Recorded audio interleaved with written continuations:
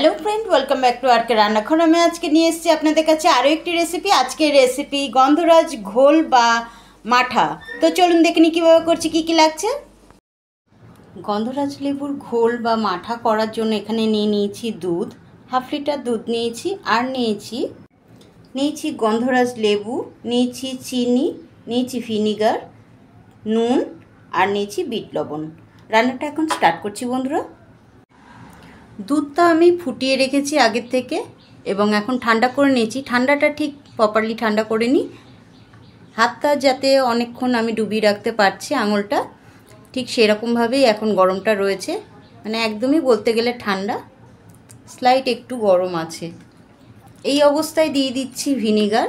আমি এখানে ভিনিগার ব্যবহার করছি, আপনারা চাইলে কিন্তু লেবুর রসও ব্যবহার করতে পারেন।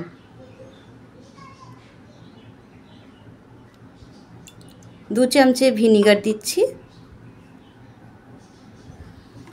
ভালো করে মিক্সড করে দিচ্ছি।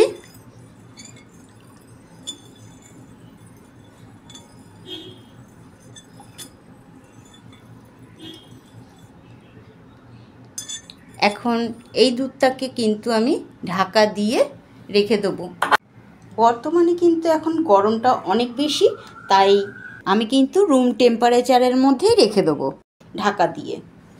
7 থেকে 8 ঘন্টার জন্য আমি ঢাকা দিয়ে রেখে দেব।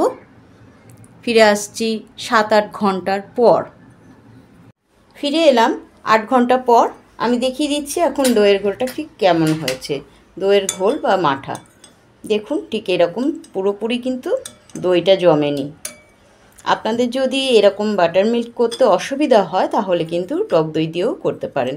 আমি একটু এই ঘোলটা কিন্তু ট্রান্সফার করে নেব অন্য একটা পাত্রে। এখন চিনিটা গুঁড়ো করে নেব যাতে ঘোলের মধ্যে খুব তাড়াতাড়ি এবং ভালোভাবে মিশে যায়। ফিরে আসছি গুঁড়ো করে।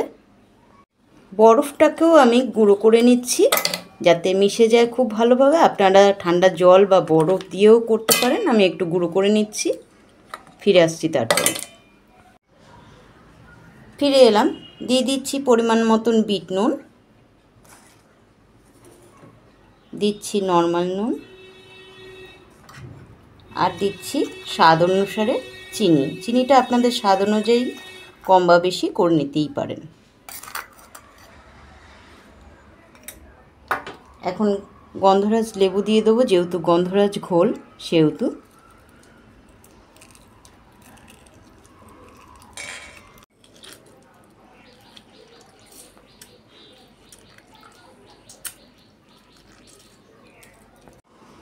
এখন সমস্ত কিছু উপকরণগুলো ভালো করে মিক্সড করে নেব এরকম একটা ডাল কাটার সাহায্যে। আপনারা আপনাদের সুবিধার্থে কিন্তু মিক্সড করে নেবেন। বরফটা আমি অল্প গুঁড়ো করে নিয়েছি। এখন মিক্সির জারের মধ্যে আমি ঘোলটাকে ট্রান্সফার করে দিচ্ছি এবং মিক্সড করে ফিরে আসছি। ফিরে এলাম, দেখুন একদম করে ফেলেছি গন্ধরাজ ঘোলটা। এখন আমি সার্ভ করে নেব।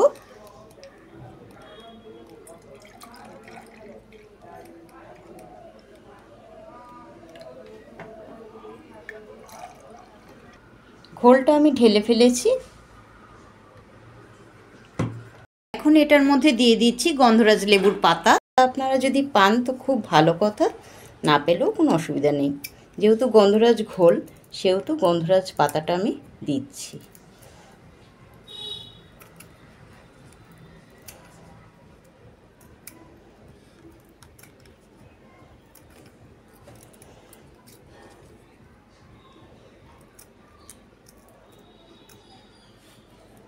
এখন সুন্দর করে সাজিয়ে নেওয়ার জন্য আমি লেবুগুলো রিং করে কেটে নিয়েছি।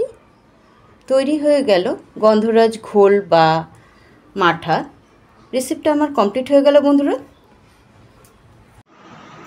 সো ফ্রেন্ড, কেমন লাগলো রেসিপি জানাতে কিন্তু ভুলবেন না। কমেন্ট করুন, অনেক অনেক শেয়ার করুন, ভালো লাগলে একটা লাইক করুন, সাবস্ক্রাইব করুন আমার চ্যানেলকে আর নতুন নতুন রেসিপি পাওয়ার জন্য। এতক্ষণ আমার সঙ্গে থাকার জন্য অশেষ ধন্যবাদ। নমস্কার।